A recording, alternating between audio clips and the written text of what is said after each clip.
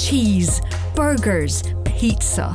Feeling hungry? Here are the 7 times that games made us ravenous.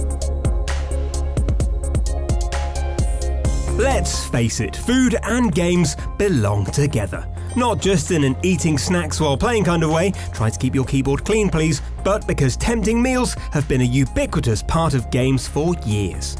And in this video, we'll be looking at the gaming meals that make us want to stop playing, find some food, and then go back to playing. The titles that put the nom in phenomenal. Here are 7 times that games made us really, really hungry.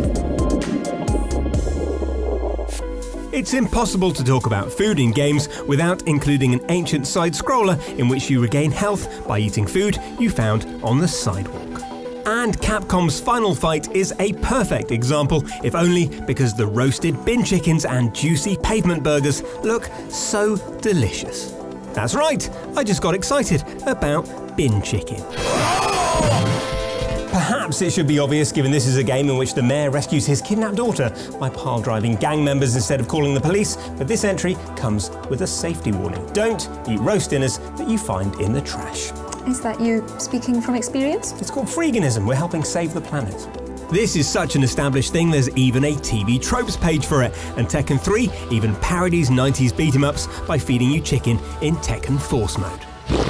Chicken. And while Final Fight wasn't the first game to do this, it's still the one I think about whenever I visualise eating someone else's trash. Matt, you need help.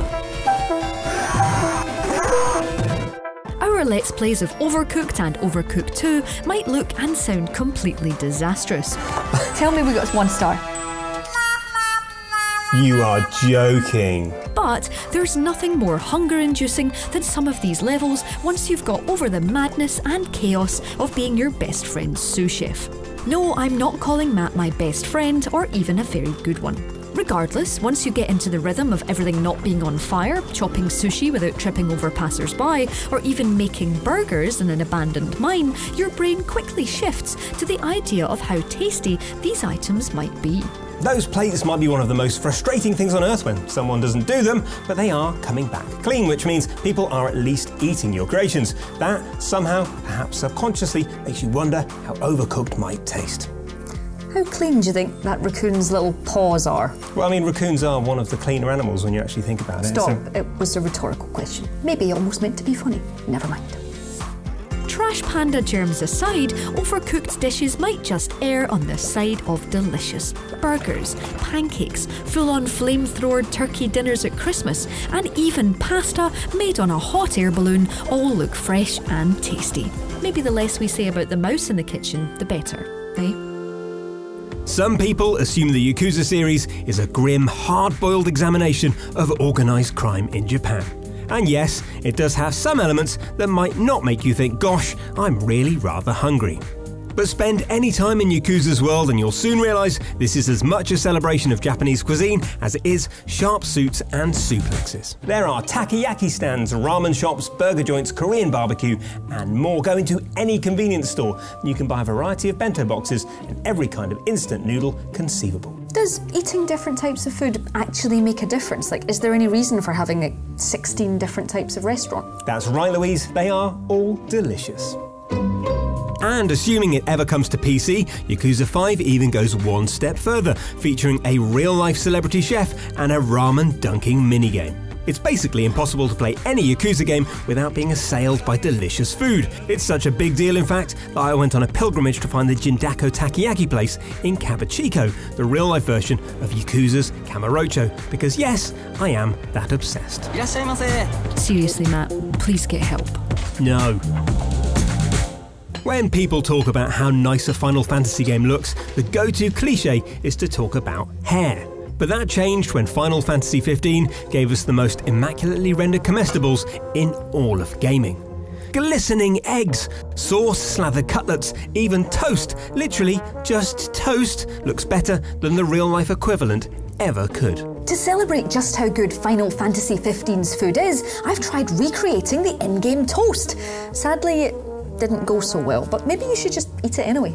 Louise, this is raw. You can't expect me to eat raw toast. Are you trying to kill me? Well, no, but well, yes, but that's hardly the point. raw toast is bread. The deliciousness of the food in Final Fantasy is compounded by the fact that the whole game has a sense of adventure. Your meals are served to you after a busy day of travelling through the countryside in your magic car, randomly beating up endangered animals. And yes, having your own combat butler does feel a bit entitled, but if being served posh food by a refined British man with glasses is wrong, I don't want to be right. May I offer you a luxury peanut? That is a normal peanut on an abnormally large tray. Real life is rubbish. Real medieval food probably wasn't that much fun. Cheese full of weevils, maggoty bread, meat that would rot in an afternoon. But we're talking about Skyrim here, a game full of ghosts and dragons and people who look like cats, so we can ignore the obvious and instead focus on this. Skyrim makes us hungry in a way few other games could. It's nigh on impossible to go into a tavern in Skyrim without your stomach rumbling. One glance of a flickering fire and you're overcome with the need to wash down a glistening chop with a horn of Skyrim mead. And it does make you wonder, doesn't it, how much is actually in a horn? Is it more or less than a pint? How do you actually put a horn down? So many... Stop. Archaic drink measurements aside, one of the most striking things about Skyrim is just how much food you can carry. You can basically become an armoured supermarket deli counter without ever getting over-encumbered. And better still, you can pause the game mid-fight to get some health back by eating 30 cabbages, 15 salmon steaks, 10 venison chops, and more cheese wheels than any human could consume in a lifetime. I could easily eat that many cheese wheels. No, you couldn't. And get out. This is my bit. See? It's easy. I mean, they're not cheese wheels. I mean, technically they're cheese wheels, but they're tiny. That's just perspective. I'm actually massive. I'm literally right here. Some combinations in life just work. Peanut butter and jam. Ooh, I like jam. Chocolate and pretzels. Or Matt and I when we can finally agree on the size of cheese. Battlechef Brigade is one of the combos that really shouldn't work, but absolutely does. It's an all-out side-scrolling brawl 'em up to make ingredients fly out of creatures before rustling up the most beautiful monster food you could ever imagine via a colour-matching minigame. It's not one for vegetarians, but becoming a true battle chef is a joyous celebration of tastiness that will make you absolutely starving. Like a cooking show but with monster bits, Battlechef Brigade is all about being the ultimate Battle Chef Royale. There's no shrinking map here, just you cooking up a storm in the kitchen. I understood your storm joke, I'm just choosing to ignore it entirely. Just like this year's Moonlighter, where you run a shop but also have to fill it with loot from a procedurally generated dungeon, it's the cycle in Battlechef Brigade that's so addictive. The slicing up of nasties to make even tastier foods and then the perfect matching to cook things just right is a glorious loop of edible carnage. The juicy details of the food on offer is just too delicious for words without me dribbling everywhere. Who cares if it's the size of a coffee table? This rack of ribs just looks like something we'd queue for hours for before posting it on Instagram for all the likes. #nom. And finally, it's time for a game that I very rarely talk about. Okay, fine, that might be a lie, but we can't have a list about food in games without talking about the delicious, delectable delights of food in Stardew Valley. Unlike the previous few games, it's not the look of the pixelated recipes here that are the appeal, but the fact that in many cases, you've grown it all yourself. You brilliant organic farmer, you. Hang on a minute, so what you're saying here is that you like this because your fake ingredients are going into your equally fake food? Well, yes, the pancakes are made from the eggs I got from Ted Bundy this morning. The milk is fresh from Wormspore the cow. I picked the blueberries for the jam. You can never ever make fun of me for liking Yakuza ever again.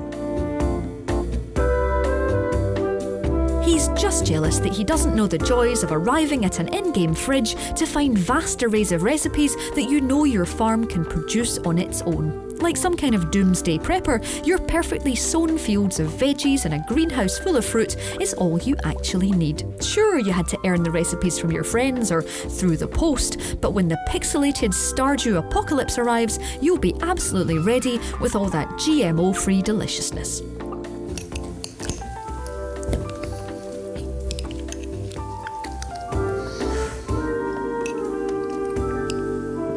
As I come out feeling a bit sick. I hate to say I told you so, but I told you so. So that's it, the 7 times that games made us ridiculously hungry. Let us know your most ravenous games in the comments below, drop us a like if you too enjoy eating jam out of the jar, and don't forget to subscribe to Logitech G for more videos just like this one. If you do already subscribe, hit that notification bell to make sure you know exactly when our next video drops.